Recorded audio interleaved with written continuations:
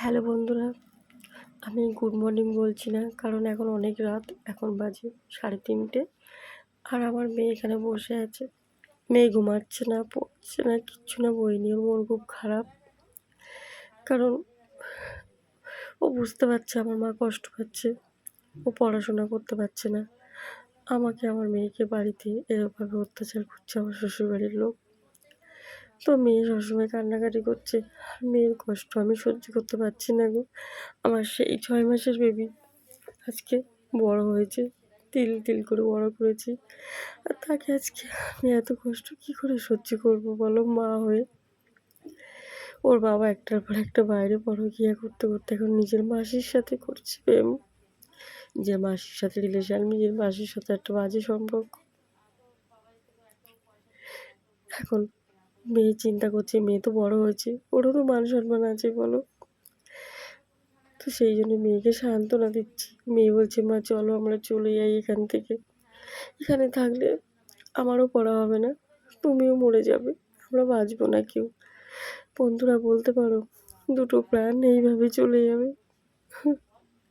পৃথিবীতে তো কত মানুষের কষ্ট হয়, কত সংসারে কত রকম সমস্যা, কত কিছু দেখা যায়, কিন্তু আমাদের সংসারটা একদম অন্যরকম গো। আমাদের সংসার 13 বছরে বিয়ে হয়েছে, সেই থেকে 6 মাসে একটা বেবি হয় আমার। এটা আমার বেবি না, আমার মিসক্যারেজ হয়। শ্বশুরের বাড়ির অত্যাচারে মিসক্যারেজ হয়। তারপরে সেই যখনই শুনে মেয়ে হয়েছে, সেই থেকে অত্যাচার চলছে। বার করে দিয়েছিল, হসপিটালে ভর্তি করে চলে এসেছিল। যেই আমার মেয়ে হয়েছে, কেউ আমাকে আনতে যায়নি গো, কেউ দেখতে যায়নি, আমার মা বাবাকে খবর দেয়নি। আমার শ্বশুরবাড়ির লোকজন ভাবলো মিসক্যারেজ হয়েছে, তাহলে মারা গেছে বাচ্চাটা, খুশি হয়েছিল। পালিয়ে আসে আমাকে ভর্তি করে, যেহেতু আমার সারা রাত পেটে ব্যথা হয়েছে, বাচ্চা মিসক্যারেজ হয়েছে। আমার হাজব্যান্ড আর আমার শাশুড়ি আস্তে আস্তে গিয়ে আমাকে হসপিটালে ফেলে চলে আসে। কিছু নার্স আমাকে, দুজন নার্স ছিল, তারা ডাক্তারকে ডাকে। আমি ওখানে চিৎকার করে খুব কাঁদছি, আমাকে বাঁচাও। তখন দুটো নার্স আসে, এসে আমাকে ভর্তি করে।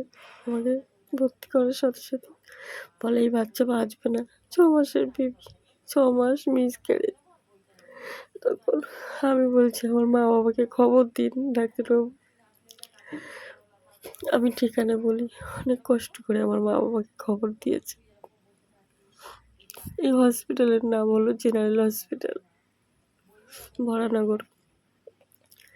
তারপর আমার মা বাবা আসে, বলে বাচ্চা কাচের ঘরে রেখে দেওয়া হবে, মিসক্যারেজ হয়েছে, বাচ্চার কোনো সেন্স নেই। আমার মা সবাই কান্নাকাটি করছে, আমার প্রথম বাচ্চা। আমার বয়স তখন 14। তখন একটা মেয়েকে দিনের পর দিন ব্ল্যাকমেল করে বিয়ে, তার সাথে রেপ করা হয়। রেপ করে আমার হাজব্যান্ড আমাকে জোর করে আমার ইচ্ছার বিরুদ্ধে আমার হাজব্যান্ড যদি আমাকে ইচ্ছার বিরুদ্ধে আমার সাথে শারীরিক রিলেশন করে, সেটা কি বন্ধুরা শারীরিক রিলেশন বলে? ওটা তো ওটা তো রেপ বলে। নিশ্চয়ই শারীরিক সম্পর্ক বলে না, ওটা রেপ বলে।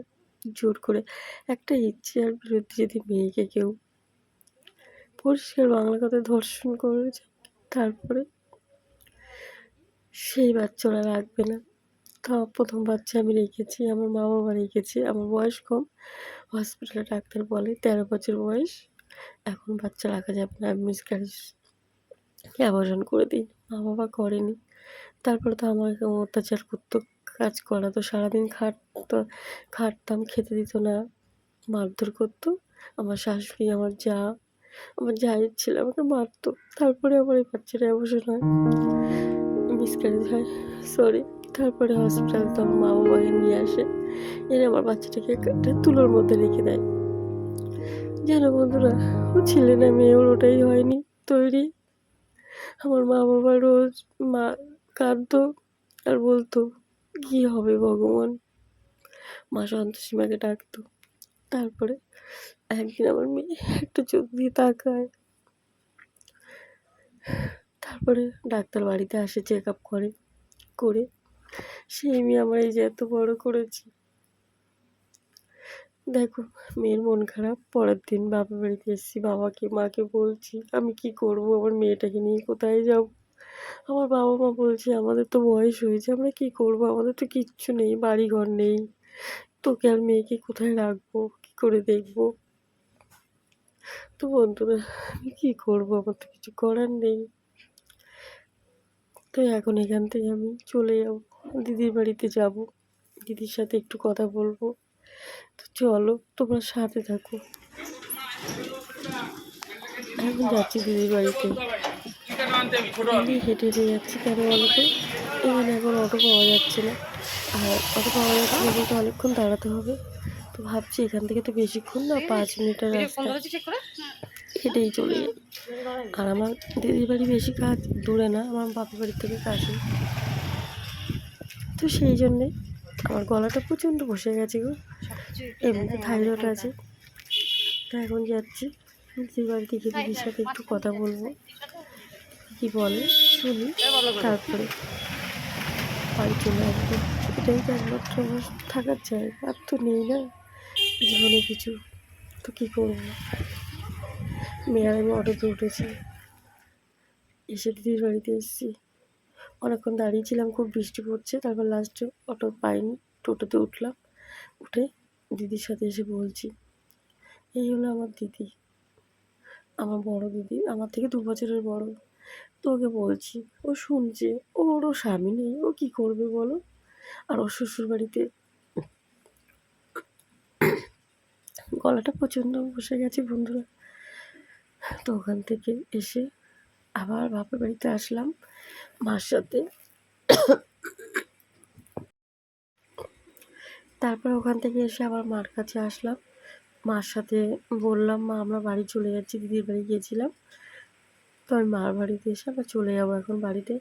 আর বন্ধুরা মা বাবাকে বলতে এসেছি যে তোমাদেরকে জানিয়ে গেলাম, যদি আমার সাথে আমার মেয়ের সাথে কিছু ঘটে, আমার শ্বশুরের লোক যদি আমাদের মেরে ফেলে, তো এর দায়ী কিন্তু আমরা না।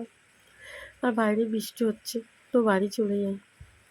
তো বন্ধুরা দেখো বাড়ি চলে এসেছি। এসে মেয়ে বলছে মা কোথায় যাব, কি করব। আমি বলছি তোর মা বেঁচে আছে না মরে আছে, চিন্তা করিস না। বন্ধুরা আমার 17 বছরের সংসার, এটা কি 13 বছরের বিয়ে, আমার মেয়ের বয়স এখন 16, মেয়ের বয়স 16, হ্যাঁ 16 বছর। তো 13 বছরের বিয়ে, 14 বছরের মেয়ে, আমার এখন 17 বছর তো হবে সংসার। এতগুলো বছরের সংসার আমার, আর 17 সেকেন্ড আমার লাগেনি ভাঙতে। সংসার তো আমার সে প্রথম থেকেই ভাঙা ছিল, আমি জোড়া দিয়ে কষ্ট করেছিলাম। কত মেয়েরা তো শ্বশুরবাড়ির ছেলে অত্যাচারে সরে যায়, চলে যায়। আমি এমন একটা মেয়ে বন্ধুরা, আমি যেতেও পারি না, আমার তো কোথাও যাওয়ার জায়গা নেই। তাহলে কোথায় যাবো মেয়েটাকে নিয়ে। আজকে এই মেয়ে না থাকতো আমি ঠিক মরে যেতাম।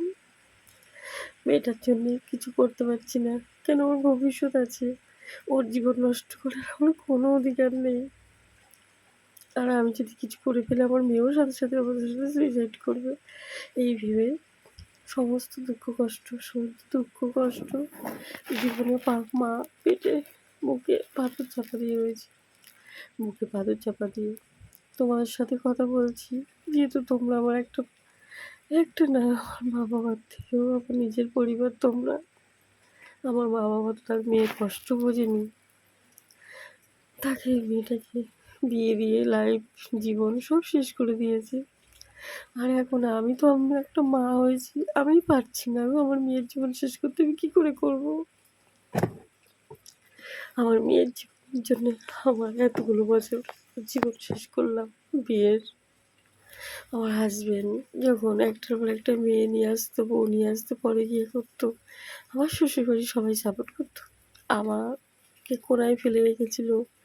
ওই যে আমার সাথে এরকম ঘটলো, আমাকে জোর করে আমার শোয়া রেপ করে আমার হাজবেন্ড।